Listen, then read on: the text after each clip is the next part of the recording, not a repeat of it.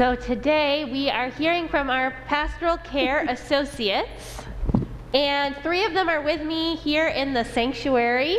Diane Wolf, Kathy Fletcher. You give us a wave so we know which one you are. That's Diane. That's Kathy. And Kim Steele. And then we've got 2 folks on Zoom, Mo Daniels and Jim Woolsey.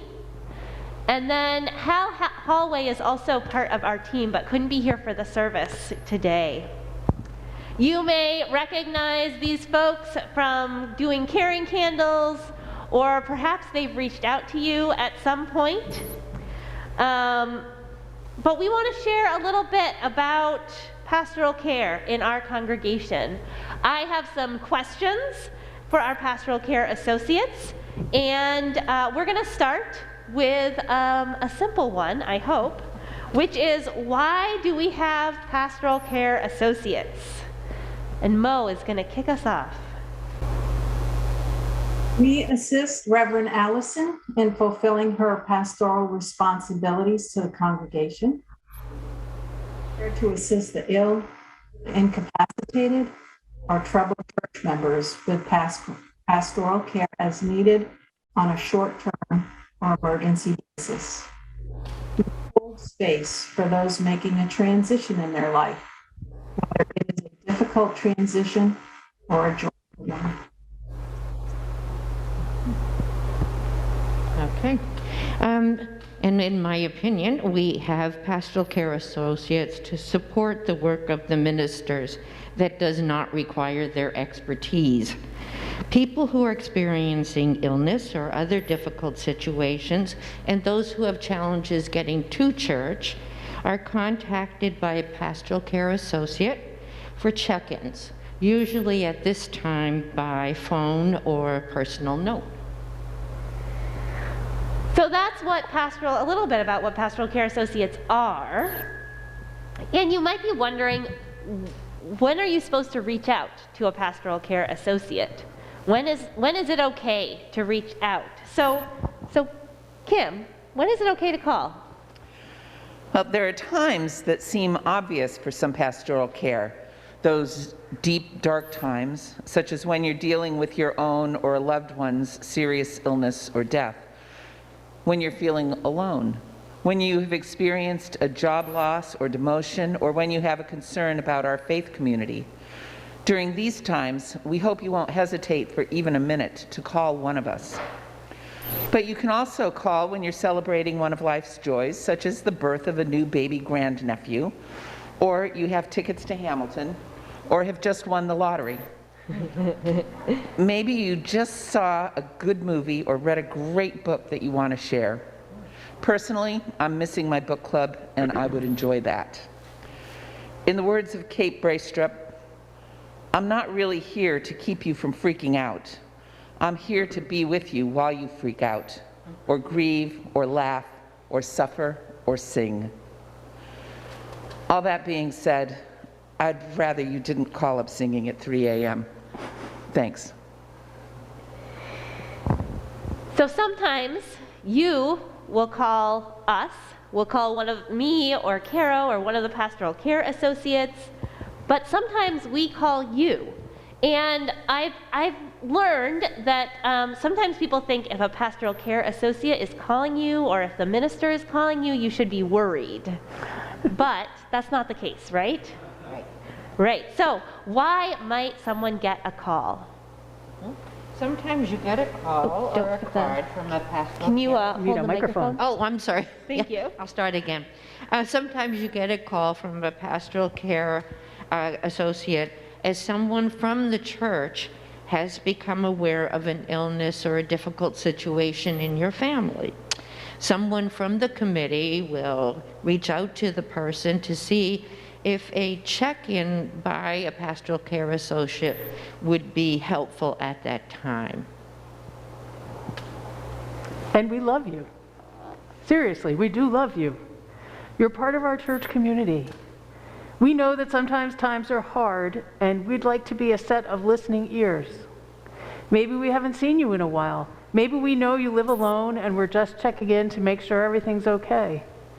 Maybe you identified yourself with a caring candle and we're following up to make sure that you're recovering from your surgery or that your son and his husband's new baby is doing okay. Maybe we're checking in to see if you need a food train brought to your house because you broke your ankle.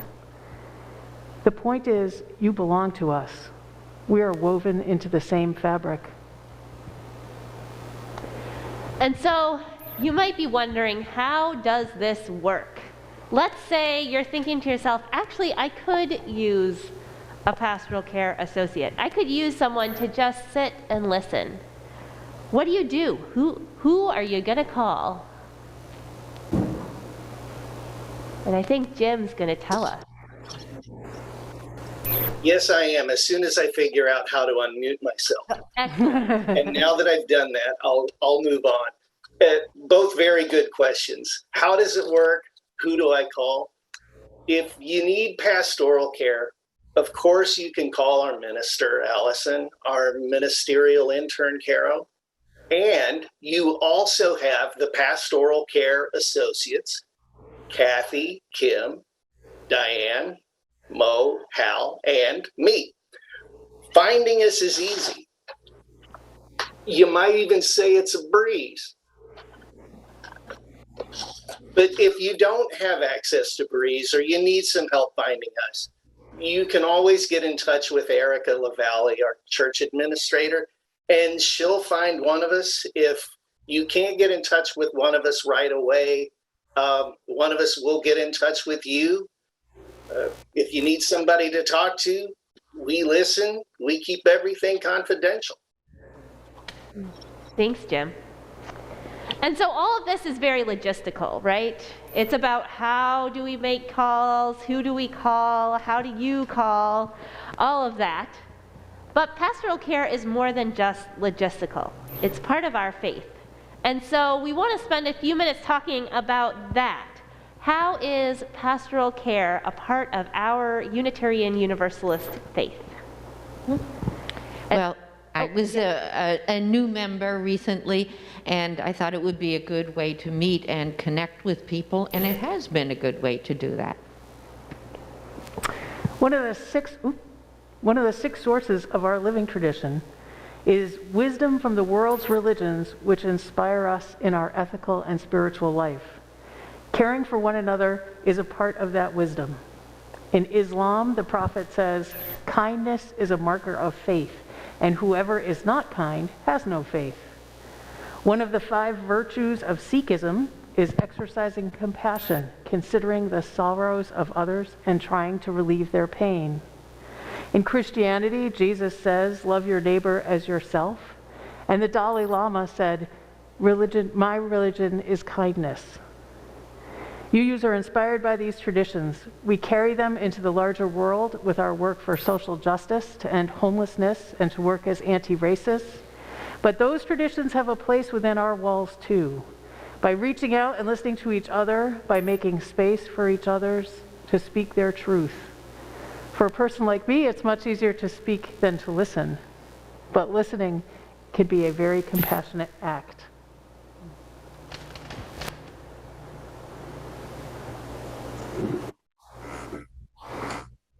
I see the UU principles 1 and 3 as integral to pastoral care, the inherent worth and dignity of every person, and acceptance of one another, and encouragement to spiritual growth in our congregations. Thank you. And so that's a little bit about how it's part of our shared faith. But we've got these folks who have given, who continue to give their time and energy to doing pastoral care in our congregation. So I wanted to ask all of you to share just a couple sentences about how pastoral care is a part of your faith. So over the years that I've been a member of this church, UU Nashua has been there for me and my family through all of our ups and downs. And I want to do the same thing for my UU Nashua community. This compassion, helpfulness, and the interdependence that I've witnessed, that I've experienced and felt here at UU Nashua is all a part of my faith, and that's why I'm a part of the pastoral care team.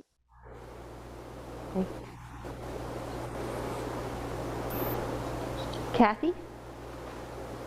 I believe that each of us is lit from within by a spark of the divine. Call it God, call it spirit of life. But when I recognized that we are all lit by this same spark, I realized that we are all one. Dr. Martin Luther King said, all men are caught in an inescapable network of mutuality. Whatever affects one directly affects us all indirectly. Your vulnerabilities are my vulnerabilities.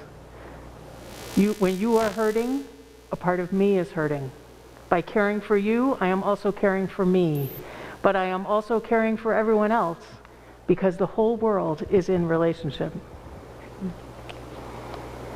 Kim?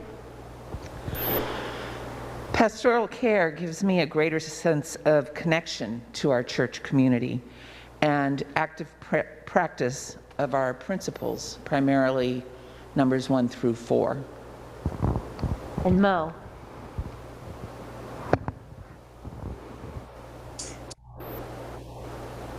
Helping others fills my cup and brings me joy, and being a pastoral care associate allows me to fill that cup, and I consider it a privilege to serve others.